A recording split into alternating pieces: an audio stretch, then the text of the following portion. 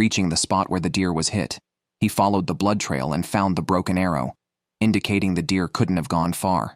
The black-tailed deer finally expired in the grass. At that moment, Clay's anxiety was relieved, and he couldn't help but shout with joy. The deer weighed about 60 kilograms. With numerous grizzly bears in the forest, Clay wasted no time and began to butcher the deer, carrying several legs back to his shelter, which was 4 kilometers away. Fearing that grizzly bears might be attracted by the scent, he hurried back. By 5 p.m., he had brought all the deer meat back to camp. After removing the skin, bones, and offal, about 46 kilograms of pure meat remained. Keeping it in the shelter posed a risk of attracting bears, so he had to find another place to store it temporarily. Fortunately, the production team had provided each contestant with a heavy rope specifically for hanging meat. Clay hung the deer meat 7 to 8 meters high, making it difficult for any bears to steal. That evening, he fried deer heart and deer fat, and the aroma gradually spread through the air, eagerly anticipating the taste. As for Colt, he had also hoped to rely on hunting deer for food storage, but he hadn't seen even a trace of deer so far. He had no choice but to gather wild onions and berries. Thankfully, the low temperatures in the area meant that the berries could stay fresh in a cave for 3 weeks without spoiling. Taking advantage of their availability, Colt spent time each day gathering them to prepare for the winter. When talking about the $500,000 prize, he envisioned using the money to build a community farm to give more people a chance to experience the wilderness. However, unexpected events occur quickly. The next day, as he went to have some berries for breakfast, he discovered a bear had raided his storage overnight, eating half of the berries. Due to local legal restrictions, fishing nets could only be used after surviving for 45 days. Naturally, Colt also thought of making a large fish basket using fir branches. After completing the basket, over a meter tall, it was the only one that seemed hopeful among the contestants' creations, as others were either too small or too crudely made. Rowing to the middle of the lake, Colt wasn't sure how deep the water was. He placed the basket, marking the spot with driftwood. Logically, there should be a good chance of catching fish. Nate has lost 32 kilograms from hunger, his cheekbones now prominently visible. Each day, he looks forward to checking his fishing line at the dock, his mood lifting with excitement. He slowly drags a fish towards the shore, but just as he is about to secure it, the fish slips off the hook. Nate quickly rushes into the water to catch it, but sadly watches as the fish escapes back into the lake. Without fish, he continues to drink pine needle tea. Having learned a painful lesson, Nate decides to build a scoop net. He uses Y-shaped branches to create a circular frame and parachute cord for the netting. Although the net is a bit rough and small compared to Clay's, it should work for catching fish. When testing it, Nate finds another small fish pulling on the line, the second one he's caught. On day 23, the meat Clay hung in the tree remains untouched by grizzly bears. Clay plans to build a smokehouse to preserve the meat through dehydration for a longer period. The structure must be robust to keep out grizzly bears. He uses a simple mortise and tenon structure, stacking cut logs into a square shape, binding wire inside for hanging the meat, and plugging gaps in the walls with moss. The roof is also covered with a thick layer of moss for waterproofing. He patiently slices the deer meat into strips, hanging over 46 kilograms of it in the smokehouse. By waiting overnight, the meat can be preserved for several months. Clay is now firmly leading in resource management. Teresa has finally completed her pit house but must still test its smoke ventilation. The results are disappointing. Within half an hour, the smoke makes it impossible for her to keep her eyes open. She gathers a large number of stones from nearby to build a meat smoker over the fire pit, filling the gaps with mud. The height is level with the ground, facilitating cover. The improved fire quickly shows effects, allowing her to move from her tent to the pit house. The pit house's insulation far surpasses other contestants' wooden houses, allowing Teresa to conserve energy by sleeping in just a sleeping bag. Turning back to Nate, he forgot to cover his iron pot before going to sleep 2 days ago. Drinking water in the dim morning light, he didn't notice several squirrel droppings in the water until daylight. He's unsure if this will cause illness but feels fine so far. Today, he plans to make a fishing rod with a reel for longer casts, taking advantage of the dock's extension to catch bigger fish. After completing the rod and reel, Nate starts feeling nauseous and cold at 4 p.m. He suspects an infection from salmonella carried in the squirrel feces, as nausea and chills are typical symptoms. Regretfully, He makes the call to withdraw from the competition. Billy hasn't eaten any meat since the challenge began. He has lost 45 pounds. His fishing trap in the lake has been set for a week, hoping to catch a few fish to satisfy his craving for meat. Unfortunately, each time he checks, the trap is empty. With no other option, he tries fishing again. After nearly 2 hours by the lake, he finally catches a rainbow trout weighing about 1.5 pounds. Billy quickly goes back to build up the fire and stews the trout with some wild vegetables. While waiting for the fish to cook, he keeps an eye out for grizzly bears, fearing they might appear from nowhere and steal his catch. Eating just the fish meat is no longer enough to satisfy his protein needs, so he consumes the bones as well to feel fully satisfied. As the weather gets colder each day, it's necessary for Ross to install a large door on her squash shack to block the wind. Otherwise, the cold north wind at night is too much for her to withstand. On day 8, she found some wooden planks with nails still in them, which she hadn't used. Ross pulled the nails out, made a tripod from sticks, and wove some pine branches on top. By day 26, only 5 contestants remain. Billy, who had finally caught a rainbow trout, now only has a few sips of soup left, but they still taste incredibly delicious to him, as this was the first meat he's eaten since the challenge began. Feeling the cold weather, he plans to make a wooden door, using the classic design of 5 logs with 2 horizontal supports, and stuffs it with pine resin to enhance the wind-blocking effect. He uses a wire to tie to the house, avoiding even the effort of saying "open sesame" by just stepping on it. After fixing the door, he must also sort out the fireplace so he won't have to go outside to start a fire or boil water when it's windy or rainy. The stones are piled up on the lakeshore, and moving them to the shelter requires going up a steep slope. For an ordinary person, it's a simple task, but for Billy, who has been starving for months, it's a strenuous activity. Billy uses clay instead of cement to build a semicircular fireplace with stacked stones. It doesn't take much time, and the smoke ventilation works quite well. Ross sits inside her squash shack, using a found glass bottle as a hand warmer. The low energy intake makes her always feel cold, so she relies on this simple method to warm her hands, occasionally adding rose hips to the bottle for a unique flavor and a significant boost in vitamin C. Her luck with fishing has been poor, and now she thinks about setting traps in the woods to catch rabbits, a method she hasn't tried yet. Although squirrels are protected by local laws and cannot be trapped, making the wire loop larger should prevent harming them. Still, it carries some risks, which might be why the contestants are hesitant to set traps. Ross has no choice but to take this path now, with her mind focused solely on getting food to keep going. Fortunately, while setting traps, her sharp eyes spot a bear trap among some dry leaves. Since 2017, trapping bears has been banned for non-indigenous people, and given its rusty condition, it's definitely several years old. 2 days after setting up the traps, Ross found bear tracks on the ground while checking them. The tracks were near the lake, not far from where she was staying. As she was about to leave, Ross saw the bear that made the tracks coming towards her, which frightened her immensely. Ross hadn't recovered from the scare when she questioned whether risking her life for $500,000 was worth it. She held the emergency communicator in her hand, ready to press the button to quit. However, after calming down, she decided to continue the challenge. She caught an unlucky smoke-colored jackrabbit, the first rabbit caught this season. Ross had never had a full stomach, so she quickly cleaned the rabbit and set up a pot over a fire outside the camp. She exclaimed, "Oh my God," smelling the delicious aroma. After cooking, she ate the rabbit heart first, savoring its protein content, which was much higher than beef, chewing slowly before swallowing. Clay wanted to use the deer hide to make a lure hat to get closer to other animals for more hunting opportunities, also as a way to respect the hunted black-tailed deer by using every part of it. After removing the deer hide, he scraped off the fat, meat scraps, and cartilage to prevent rot.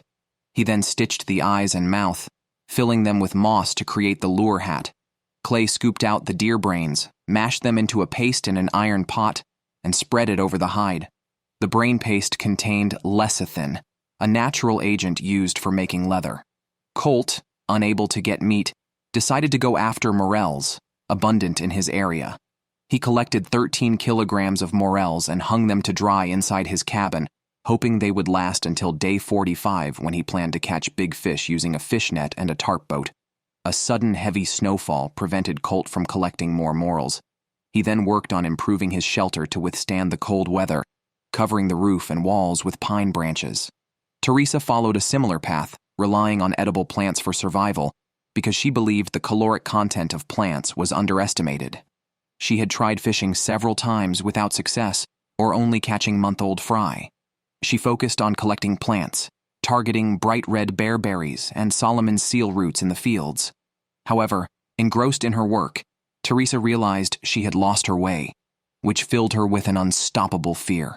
Teresa tearfully told the camera she was ready to quit. Her feet frantically searched for a way out. Seeing more trees blown down by the wind, she knew she was getting closer to the lake. Once she found her way back to the shelter, she stopped talking about quitting. Her outing yielded 3 cans of cranberries, a bag of rose hips, a bag of wild vegetables, and some Solomon seal roots, barely enough to sustain her for the day. To conserve her fat reserves, she depended on fish from the lake. Teresa built a small raft from logs, tying a trawling rope at the bottom, ready to pull the raft into deeper waters with a trawling system. Setting up for the first time required her to brave the cold water, wearing a life jacket and carrying an emergency communicator. After stretching her limbs, she swam into the deeper water. Unexpected inflation of the life jacket disrupted her rhythm, tangling the trawling rope around her clothing, complicating what should have been a quick task. Her legs, freezing and reddened, neared hypothermia. After returning to shore, she stayed by the fire for a long time. Although she recovered by nightfall, her legs were burned from being too close to the fire. Colt, on his 10th check of his hand-woven fish traps, had yet to catch anything. He stayed to fish, and his luck turned, catching 2 small fish, each only about half a pound. If only they were bigger, he could have had a hearty meal. Clay heard noises outside his camp in the middle of the night. Wearing a headlamp, he saw nothing.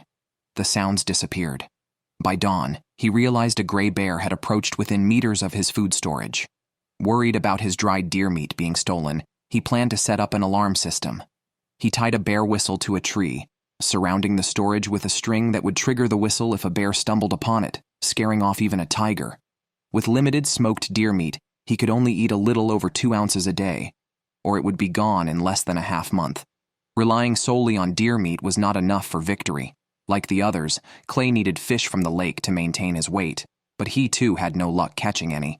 On day 32, Billy woke up early to find several holes chewed in his clothes by mice.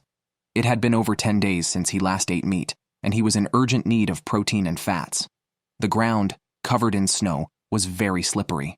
Despite walking cautiously, he still slipped and twisted his ankle, which was already injured. Billy went to the lake to calm his mind and fish, but after 5 hours, he caught nothing. Even with a strong mindset, this situation could be disheartening. Teresa's knees were blistered from burns. The painful price paid was compounded by her trawling rope tangling into a mess, rendering it useless. Unable to contain her frustration any longer, she crouched by the lake and cried for a few minutes. Colt, too, was having a rough day. He went to check his fish traps, only to find them stuck under debris in the water. After several attempts to free them failed, he cut the nylon rope to minimize the loss. Ross ventured into the woods to check if her traps had caught any rabbits, hoping rabbit meat would sustain her. However, she was unsettled to find cougar tracks in the snow following her own. She worried that even if the traps caught rabbits, the cougar could be a threat. Indeed, the cougar hadn't taken any rabbits, but it had tampered with the traps, making successful hunting even more challenging. Ross felt her toes throbbing with pain. Back at the shelter, she removed her shoes and socks and discovered frostbite symptoms, meaning she had to warm her toes every hour, severely limiting her time outside and work efficiency. Clay finally finished making deer leather, which he used to craft a lounge chair. He accidentally spotted a gray bear near the lake while setting it up. Not wanting it around the camp, he followed its tracks to understand its movements. Suddenly, he was frightened as the bear emerged just 7 to 8 meters behind a tree and charged at him. Clay quickly used bear spray, averting a dangerous situation. By day 36, Teresa cleaned her camera lens early in the morning, clearing the previously hazy image. She left her hut to forage, not wanting to be a vegetarian in the wilderness. Despite her lack of success in fishing and hunting, she had been surviving on plants. Unexpectedly, while walking along the lakeshore, she found a small fish on the gravel, a surprising source of protein, likely dropped by an eagle. Her luck continued as she spotted another fish in the water, weighing about 3 pounds and fresh enough to eat. If the other contestants knew, they would surely be envious of her incredible find just steps from her door. Teresa was already very weak. The 2 fish were crucial for her. Although the boiled fish tasted unpleasant, she forced herself to swallow it, hoping to sustain herself for another 10 to 15 days. Ross's situation was grim. Her frostbitten toes were constantly in pain. The rabbit she caught had only a little meat soup left, hung on a tree dozens of meters from the camp. She wanted to retrieve it for breakfast, but her weak body made walking feel as strenuous as running a marathon. Gradually, she couldn't even hold the camera steady. Her vision blurred, and her hearing seemed to decline. Ross quickly called the medical team to examine her. After describing her symptoms and being checked by the medical staff, she had to evacuate immediately to avoid severe health risks. Her endurance was well known. Surviving over 30 days with just 1 snowshoe hare was already her limit. She was carried onto the boat when she left, leaving only 4 contestants in the challenge. Facing a temperature of -12 degrees, Billy lived in a drafty wooden cabin which was very tough. He collected moss from outside to fill every crack between the logs and made a fire in the fireplace to slightly warm the interior. Gilnets could not be used before day 45, and he couldn't wait to finish weaving it, placing all his hopes on it. He also made a soup spoon, fantasizing about how great it would be to sit in the cabin, eating fish and drinking soup heartily. To pass time faster, Billy made a bear spear, cutting off his belt and sewing it into a sheath for the knife. The craftsmanship was quite good. Colt didn't see any animal tracks in the snow and decided to go fishing. Unlike Teresa's luck, he found a dead bird floating in the lake, which didn't smell bad. He plucked it on the spot, planning to take it back to the shelter to eat. Since the start of the challenge, he had lost 60 pounds. Without eating some meat soon, he risked being forced to leave the show by the production team. Eating the dead bird carried the risk of infection from parasites, but Colt only ate it after making sure it was thoroughly cooked, not stopping until he had finished everything. Teresa wore a homemade parka, specially prepared to handle the cold weather for her wilderness solitude. Wearing new clothes greatly improved her mood. Today's task was to collect rose hips. Thanks to the late drop of rose hips and bearberries, they became Teresa's life-saving food here. She filled the cloth bag she brought in half an hour. Previously, while cleaning fish guts on the lakeshore, she noticed many small fish coming to eat. She thought of making a fish basket. Since she couldn't catch big fish, catching several small ones would also do. After completing the task, she planned to place the fish basket in deeper water. Teresa had already set up anchors in the water. Now, she just needed to pull the rope to drag the fish basket into the deeper water. However, things didn't go smoothly. The fish basket got stuck halfway and wouldn't move. She had to use her long legs to walk into the lake and properly set up the fish basket. I seriously suspect she did it on purpose. By day 44, Colt also started weaving a gillnet, striving to get every knot and float right. He worked from morning till nightfall to finish the gillnet on time. Unexpectedly, at 2:30 a.m., a fierce wind blew, giving him a bad feeling. Worried that his tarp boat might be damaged, he went to the lakeside with a headlamp to check. Sure enough, 2 rope knots had loosened on the boat. It was fortunate that he checked. Otherwise, just when he could use the gillnet, the boat might have sunk the night before. That would have been infuriating. The next day, Billy sawed down a slender pine tree, removed all its branches to use as a long pole for binding the gillnet, and chose a suitable spot to lower the net. He secured the long pole with stones to prevent it from being washed away. He hoped the gillnet would turn his fortunes around. Otherwise, he would have to rely on his body's fat reserves to endure, just like a bear. Colt wasn't in a hurry to get into the water, but decided to add a few more beams to the boat and replace 2 crossbeams to increase buoyancy and stability.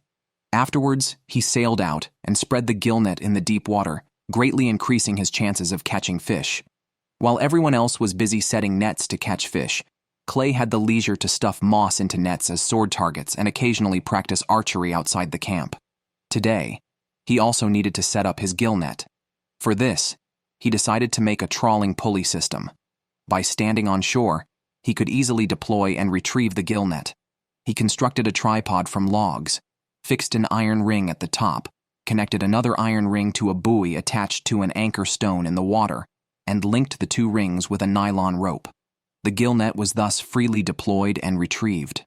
During his busy work, he noticed a teal duck less than 10 meters away. Seizing this rare opportunity, Clay immediately stopped his work and shot an arrow at the duck. Unfortunately, the wave pushed the arrow just under the duck's belly, and he missed the chance for a follow-up shot. It was an exciting time for checking. Teresa's highly anticipated fish basket had been washed ashore by the large waves, which were more destructive than she expected. With no fish to eat, and only some matsutake mushrooms she had picked, she decided to cut them into pieces and boil them. Billy's gillnet had not been washed ashore, but there was no need to retrieve it because from the shore, he could see it was empty. Now, all his hopes were dashed. Facing continuous attempts and failures, his mood sank to an all-time low. He wished his father was there to encourage him, but his determination to persevere remained unshaken.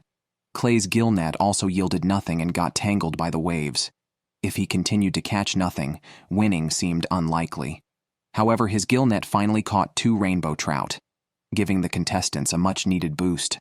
Despite losing 60 pounds over these days, with fish from the lake as food, he confidently said he could last another 50 days. Clay ventured into the forest to search for matsutake mushrooms. The area was scarce in grouse and rabbits, but fortunately, mushrooms were plentiful. While I marveled at his cutting technique, Clay pulled out a bag full of matsutake mushrooms. He had gathered 2 kilograms just along this ridge. Before the competition, Billy weighed 270 pounds and had plenty of body fat left, despite being hungry. He figured he could last another 20 days on tough resolve. Unable to find meat, he turned to wild onions, which were abundant near the camp. As long as they weren't withered, he could dig them up daily. Billy even started planting the onions he couldn't finish eating to keep them fresh. But realistically, it seemed unlikely there would be any leftovers. The gillnets remained persistently empty. Due to the lack of food, the cold became increasingly unbearable, causing his limbs to feel abnormally cold. Billy stretched his feet towards the fire to warm up, but accidentally burned a large hole in his socks. The contestants' luck seemed worse than ever. Teresa returned to her days of collecting berries for food. She hadn't found any fish by the lake again, and even picking berries left her gasping for breath, clearly due to long-term food shortage. It seemed she might be evacuated like Ross had been. Currently, Colt faced the least stress. Having great success in fishing, he had made some dice in the melon shed today for entertainment and relaxation. However, when it was time to check the nets, he was stunned upon reaching the lake. His trusted tarp boat had sunk. Colt insisted on rescuing it. He pulled the boat ashore and after inspecting it, discovered that only the waves had swept water into the cabin, causing it to sink. The boat's ribs and a few seat planks were dispersed, but it could still be used as before once repaired. Clay has lost 20% of his body weight so far, but he still has muscle. There's not much meat left on the black-tailed deer. He desperately needs fish from the lake to supplement his diet. This time, his gillnet finally met expectations, catching a rainbow trout frozen in an arc shape, which could provide about 2,500 calories. However, the waves tangled the gillnet again. He decided to relocate the net near a large boulder, cut a log from the forest, and use it as a ladder on the boulder. Clay climbed up, threw the anchor stone connected to the float into the lake, moved the tripod over, assembled the trawling system, and secured the gillnet in place. On day 58, Colt got a foreign object in his eye, making it difficult to even open his eyes. Despite this, he couldn't let it affect the competition, especially as he was close to winning. He used a syringe from the provided medical kit to flush out the foreign object. Then, he rowed his tarp boat to check the gillnet. At this exciting moment, the gillnet caught another bull for him. With this momentum, Colt could easily last 100 days. Back at the shelter, Colt arranged the iron pot for stew, enjoying fish soup and fish meat, with the situation looking very promising. After eating well, Colt chopped a big pile of wood for firewood, enough for half a month. Since the gillnet was so effective, he expected the days ahead to be comfortable. From morning till night, he constantly burned calories and finally set another net in the lake the next day. However, the old net caught nothing today. Was the good start over so soon? Teresa didn't want to be a vegetarian, but with limited skills in fishing and hunting, she had berries again this morning. She mashed the cooked berries, formed them into balls, and baked them on the fire, creatively turning them into a meal. While waiting, She sat by the fire doing handicrafts, planning to make a hook for hanging the iron pot. But seeing her handle the saw, I knew trouble was brewing. She wasn't skilled, and as expected, she cut her left hand.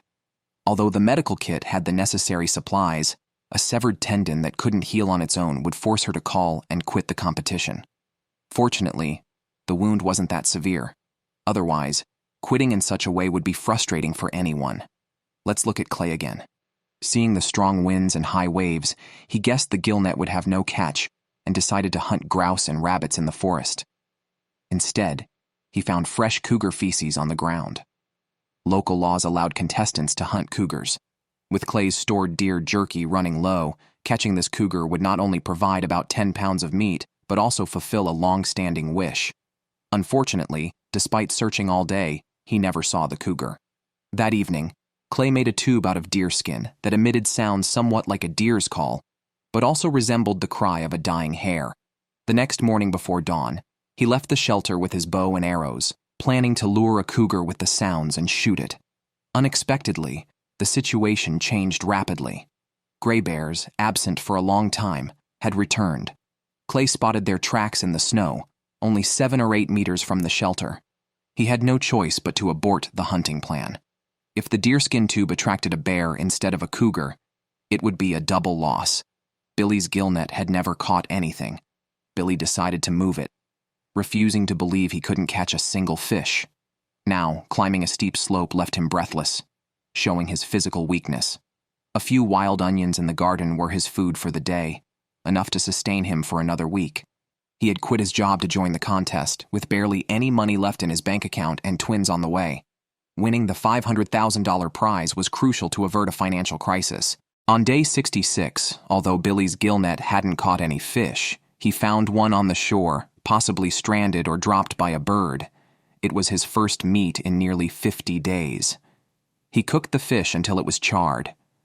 After a long time on a vegetarian diet, the small amount of meat, albeit little, felt incredibly satisfying due to the protein. Colt had thought the journey ahead would be easier, but the Gilnet caught no more fish. He felt his weight and stamina decreasing. The next day was the medical checkup scheduled by the show's producers. All contestants feared being forced to leave due to health issues, but it was inevitable. Colt lifted his shirt to reveal his emaciated body, having lost over 30 kilograms. The other contestants were not faring much better, anxiously awaiting the medical report. Surprisingly, Colt was the contestant disqualified. Despite catching 3 large fish in the past 20 days, his significant weight loss beforehand was too great. The doctor said his cardiovascular system was under immense stress, and staying could cause permanent damage. Facing permanent injury meant automatic disqualification. If Lake Chilkoot in Season 7 had the same fish resources as Big Slave Lake, Colt might not have been disqualified and could have been a strong contender for the champion. Clay had finally finished his deer meat and was now also facing a food crisis. He had moved the Gilnet to a new location a few days earlier, but it was empty and tangled when he checked it this morning. Clay could no longer tolerate the device. Even after placing it deep in the water, he decided not to waste more time on it. Teresa was semi-giving up, lacking hunting skills and unwilling to hunt. This morning, she made a broom in the pit house. Her craftsmanship was impressive. She took the broom outside, intending to clear the snow off the roof, but being on a vegetarian diet, she quickly felt dizzy and had to lie down again. Without wood for the fire due to not collecting it the day before, she forced herself to gather wood outside. Walking on land, she felt as if moving through water. While collecting wood, she saw deer tracks in the snow, the first since the challenge began. But she was indifferent, either too weak to care or unwilling to change her situation. Teresa had settled on berries and mushrooms. On day 69, she received a text from the show saying her medical checkup was moved up and to stay at the camp. She fantasized about being the last one standing and that the crew would soon announce her victory, but reality was harsh. Teresa had become extremely thin, and the early medical checkup was due to poor last results. Her heart rate had increased by 20% over the last week, a possible sign of impending heart failure, making her the 3rd contestant to be forced to leave. Now only Billy, the endurance king, and Clay, the deer hunting expert, remained. Billy's Gilnet was predictably empty. Desperate, he decided to eat pine bark. After peeling off the outer bark, he collected the inner layer, containing digestible sugars, fiber, and starch. He boiled the bark in a pot. The red color looked tasty, but it was hard to swallow. Drinking more made him feel nauseous. Not wanting to lose the little food in his stomach, he decisively covered the pot and planned to look for other food. Clay had given up on fishing and decided to focus on traps and hunting. He had set several traps for squirrels in the forest. The first trap had been touched, as there were many rabbit tracks around. As expected, the second trap caught one. He thought that would be all for the day, but 3 wire snares caught 2 snowshoe hares, boosting Clay's confidence as his food supply dwindled. The savory stewed rabbit meat satisfied his hunger. Every bite was precious, and he couldn't bear to waste any, bones included, wanting to consume more calories. That night, a noise outside from a fallen net woke him. Clay thought a gray bear had knocked it over. Opening the door and shining a flashlight, he found a fisher, a fierce animal with no natural predators and protected by local laws, hence he couldn't hunt it. Otherwise, Clay would have shot it with an arrow right then. Billy was devastated by a few sips of pine bark soup. He felt extremely nauseous yesterday and still hasn't recovered, lying in bed as if waiting for death. He must go out to find food to fill his stomach. While searching nearby, he discovered a large patch of wild onions, ensuring he wouldn't worry about food for the next few days. Since the start of the challenge, Billy has been eating wild onions, frying some and boiling others. After eating them for over 2 months, he still praises their taste. I truly admire his perseverance. Clay's situation isn't promising either. Today, while checking his traps, he saw fisher tracks in the snow following his own footprints. It seems the fisher had checked the traps before him. Clay felt a sense of doom when he found blood near the traps, likely left when the fisher stole a rabbit. If the fisher keeps visiting each night, Clay figures he won't last much longer in the competition. Every time Billy returns from fetching water from the lake, he has to climb a steep slope, walking about 100 meters. Today, he felt his heartbeat accelerate for the first time, pounding intensely. He suspects he might have heart palpitations and feels dizzy as if he's falling apart. Billy continuously apologizes to his wife, admitting he might not last much longer. Clay is also reaching the end of his resources. On day 71, Thanksgiving Day, he took out the family photo he had brought, but resisted looking at until now. Overwhelmed with longing for his family, he shed tears he hadn't shed in decades and prepared himself to go home to see them. On day 73, the crew's yacht appeared on camera, indicating someone had called to quit. The question was, who could it be? The answer was, Endurance King Billy. Over the past few days, he had felt his heartbeat increasing and his breathing becoming labored. Although he could continue to endure hunger and isolation, losing 90 pounds was the limit for his body. Any further weight loss could be dangerous, so Billy had no choice but to withdraw from the challenge. On day 74, Clay became the champion of Season 8 of the Wilderness Survival Challenge, winning the prize money.